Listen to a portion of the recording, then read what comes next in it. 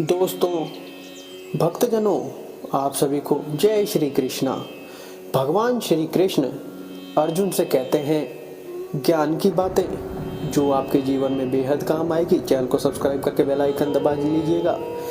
साहस न हो तो हथियार व्यर्थ है, होश न हो तो जोश व्यर्थ है, विनम्रता न हो तो विद्या व्यर्थ है, उपयोग न आए तो धन व्यर्थ है, गुण न हो तो रूप व्यर्थ है, भूख न हो तो भोजन व्यर्थ है, परोपकार न करने वालों का जीवन व्यर्थ है। गुस्सा अकल को खा जाता है, अहंकार मन को खा जाता है, चिंता आयु को खा जाती है, रिश्वत इंसाफ को खा जाती है, लालच ईमान को खा जाता है।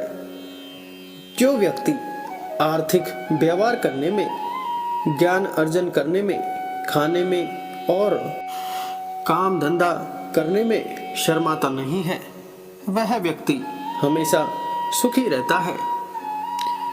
जिस प्रकार एक फूल में खुशबू है, तिल में तेल है, लकड़ी में अग्नि है, दूध में घी है, गन्ने में गुड़ है, उसी प्रकार यदि आप ठीक से देखते हो तो हर व्यक्ति में परमात्मा है।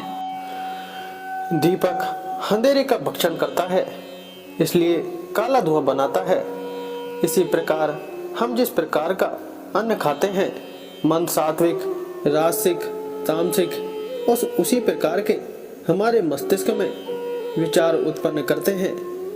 भगवान श्री कृष्ण कहते हैं, शरीर पर मालिश करने के बाद शमशान में चिता का धुआं, शरीर पर आने के बाद, संभोग करने के बाद, दाढ़ी बनाने के बाद, जब तक आदमी नहा ना ले वह चांडाल बना रहता है। आचार्य चाणक्य कहते हैं, जल अपच की दवा है, जल चैतन्य निर्माण करता है। यदि उसे भोजन पच जाने के बाद पीते हैं, पानी को भोजन के बाद तुरंत पीना विष पीने के समान है। भगवान श्री कृष्ण कहते हैं, वह आदमी अभागा है जो अपने बुढ़ापे में पत्नी की मृत्यु देखता है। वह भी अभागा है जो अपनी संपदा संबंधियों को सौंप देता है। वह भी अभागा है जो खाने के लिए दूसरों पर निर्भर है। एक संयमित मन के समान कोई तप नहीं, संतोष के समान कोई सुख नहीं, लोभ के समान कोई रोग नहीं, दया के समान कोई गुण नहीं। नीति भ्रष्ट होने से सुंदरता का नाश होता है, हीन आचरण से अच्छे कुल का नाश होता है, पूर्णता न आने से विद्या का नाश होता है, उचित विनियोग के बिना धन का नाश होता है।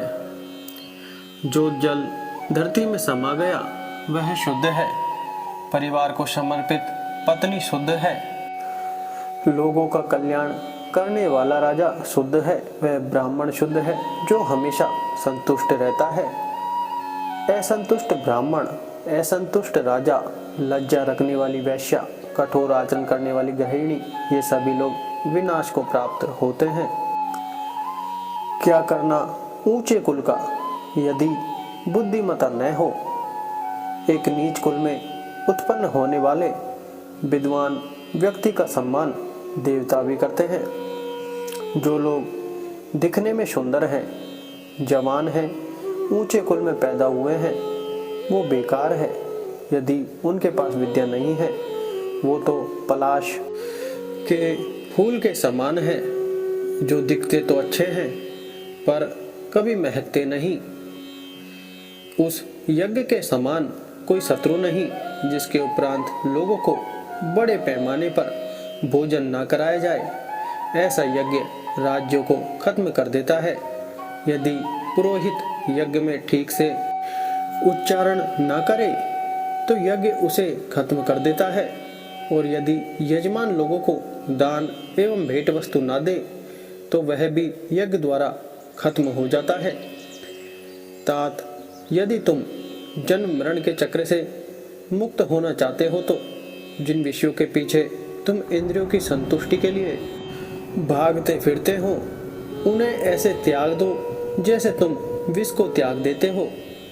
इन सब को छोड़कर हे तात तितिक्षा, ईमानदारी का आचरण, दया, शुचिता और सत्य का अमृत पियो, जिसके डांटने से सामने वाले के मन में डर नहीं पैदा होता और प्रसन्न होने के बाद जो सामने वाले को कुछ देता नहीं है और वो न किसी की रक्षा कर सकता है न किसी को नियंत्रित कर सकता है, ऐसा आदमी भला क्या कर सकता है।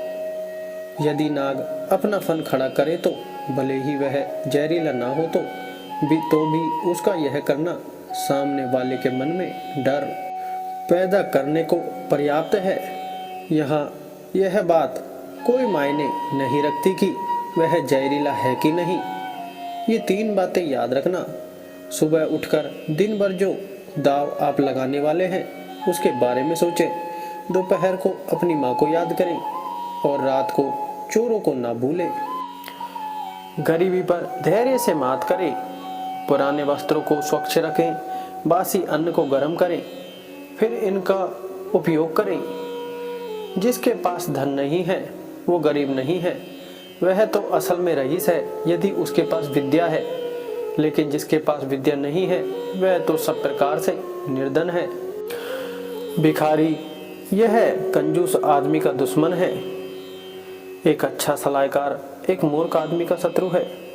वह पत्नी जो पर पुरुष में रुचि रखती है उसके लिए उसका पति ही उसका शत्रु है। जो चोर रात को काम करने निकलता है चंद्रमा ही उसका शत्रु है। हर व्यक्ति में ये गुण होने चाहिए: विद्या, तप, ज्ञान, अच्छा स्वभाव, गुण और दया भाव। हर व्यक्ति को सम्मान पाने के लिए ये गुण अवश्य होने चाहिए। जिनके भेजे खाली हैं वो कोई उपदेश नहीं समझते। यदि बांस को हिमालय पर्वत पर उगाया जाए तो भी उसमें चंदन के गुण नहीं आते। जिस व्यक्ति में अपनी कोई अकल नहीं है उसकी शास्त्र क्या भलाई करेगा। जैसे एक अंधा आदमी आईने का क्या करेगा। एक बुरा आदमी सुधर नहीं सकता। आप सामने वाले भाग को चाहे जितना साफ करें वो श्रेष्ठ भागों की बराबरी नहीं कर सकता। अपने निकट संबंधियों का अपमान करने से जान जाती है, दूसरों का अपमान करने से दौलत जाती है। राजा का अपमान करने से सब कुछ जाता है। एक ब्राह्मण का अपमान करने से कुल का नाश हो जाता है। कुछ लोग वीडियो को इग्नोर कर देते हैं और अपने जीवन से जुड़ी बेहतरीन जानकारियां छोड़ देते हैं। आपसे मेरी प्रार्थना है, मेरा मनोबल बढ़ाने के लिए चैनल को लाइक शेयर जरूर करें और अपने चैनल पे अगर चैनल पर नए हो तो हमारे चैनल को सब्सक्राइब करना ना भूलें। धन्यवाद। जय श्री कृष्णा।